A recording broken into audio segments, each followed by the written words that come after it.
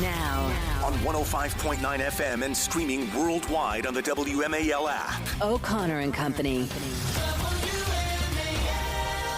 It is 7:36. Thanks for tuning in here. Busy Monday morning here, but every morning is going to be busy pretty much for the next 4.5 years. Coming up at 8:05, Matt Schlapp, chairman of the American Conservative Union, putting on CPEC, was down at Mar-a-Lago for the last several days. We're going to talk to him about what's going on down there. And at 8:35, Dr. Marty McCary, specifically about the RFK pick at HHS. That's a lot of initials. Here's JG, Julie Gunlock. Good morning, Julie. Good morning. And I'm LOC Larry O'Connor. Joining us now is BYOB, Byron York from the Washington Examiner. And apparently, Byron, Matt Schlapp's not the only one who was down at Mar-a-Lago. Am I getting this correct? Just moments ago, Joe and Mika revealed that they met with Trump at Mar-a-Lago over the weekend? What? Breaking news.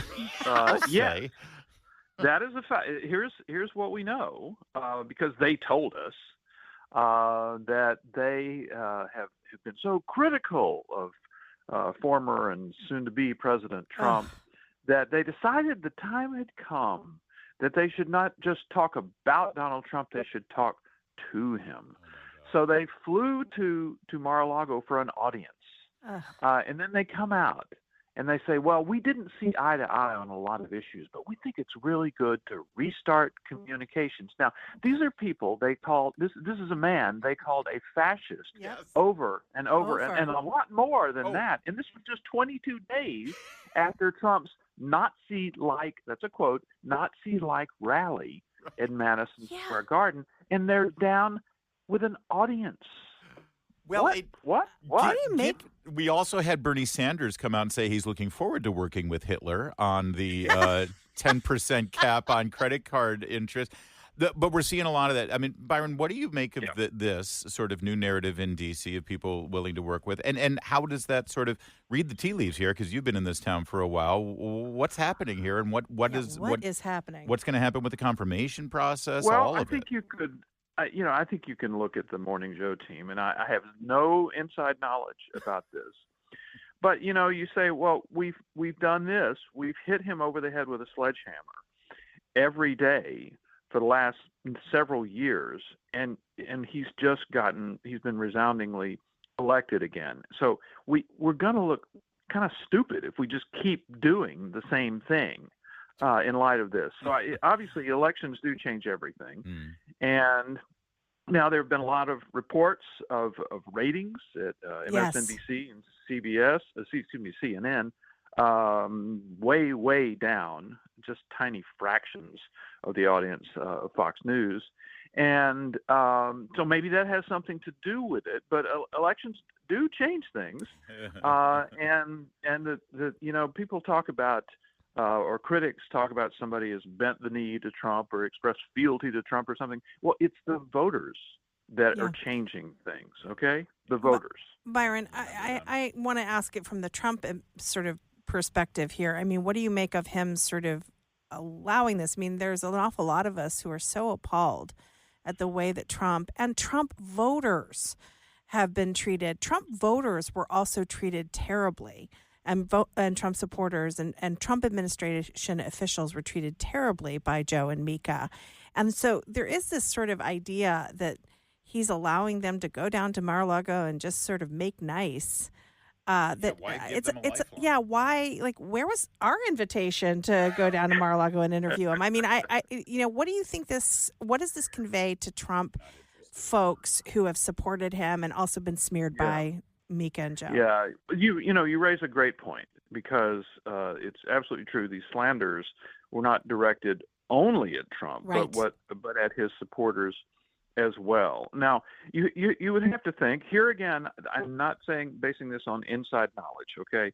But you would have to think, if you had these two people who were calling you the devil over and over again, and they want to come down and kind of pay tribute to you and restart dialogue, it must feel kind of good, because obviously they're swallowing just reams of words of their own words, so maybe it feels good for Trump. Yeah. But you're right, they did slander millions and millions of people who voted for Trump, and where is the reconciliation for them? Yeah. We are speaking with the great Byron York, Washington Examiner. And Byron, could you do me a favor and sort of unpack the narrative going on about recess appointments? I'm aware of what a recess appointment is, but generally speaking, I mean, the Senate starts session at the first week of January. There's not going to be a recess for quite some time. So how does this idea of recess appointments for these Trump cabinet secretaries play into the normative process that we're about to go through with hearings and the votes? Well, first of all, I mean, I don't think it's going to happen. I don't see any recess appointments actually happening. A recess appointment is a process to fill a critical position that becomes unexpectedly vacant at a time when Congress is not in session. Right. That's what it's for. And now Trump did say, and first of all, we should say that Trump has been acting with extraordinary speed in getting his cabinet together. Yes, we can talk about the problematic ones, but I mean he's been putting this together. If you look back to November 2016, when he'd just been elected, I believe today, the 18th of November, was the day he announced his first choice.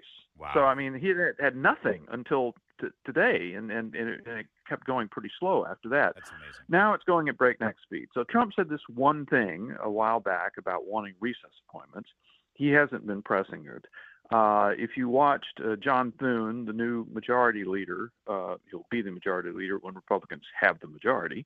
But if you listen to him, he did an interview with Brett Baer a few days ago. He didn't close the door, but clearly I don't think it's going to happen. And I do think if Trump does have a nomination so problematic that it doesn't have the support to pass in the Senate, if it's Matt Gaetz, maybe it's Pete Hegseth, whoever Democrats decide to target in that way, he may just not get one. It happens every now and then. There's one or two top picks who don't make it through the Senate. So I think that could happen, but I would be very skeptical about any recess appointments happening. That said, then, with regular order about to be the norm here with regard to these appointments and post-inauguration, how do you expect this to shake down? And do you think that they will all make it? Who is the most problematic one, as to borrow your phrase, for senators to vote on? How's it looking? Well, I mean, you've seen a lot of attack on Pete Hegseth in the last few days, but there's not, you read the details and you think, well, there's not a whole lot there. Now, I think the biggest problem would be Matt Gaetz. And the specific thing is that there's been this long House Ethics Committee investigation of Matt Gaetz. There is a draft report. The people on the Ethics Committee have seen this draft report. They put it together. And the Senate, and I believe this will include Republicans as well, is going to want to see this report as part of a confirmation hearing because, there's an extensive background investigation that goes on with a big appointment, and they're going to want to see this. And now we've just seen the Speaker of the House, Mike Johnson, say, no, I don't want the Ethics Committee to make this public or to give this up. I don't believe that's a tenable position in the long run when the Senate Judiciary Committee wants to see this in the context of a confirmation hearing. It's not just idle curiosity. There's a hearing going on. So I think ultimately it's going to get over to the Senate, which means it's going to get to the public as well. Byron York, we'll leave it there, but it's always a great conversation. Wish it could go longer. Well, don't be a stranger. It's going to be we remember what it was like the first term. We're going to have a lot to discuss. Thanks, Byron. Thanks, Byron. Always enjoy it. Thanks. It's 7:45 WMAL.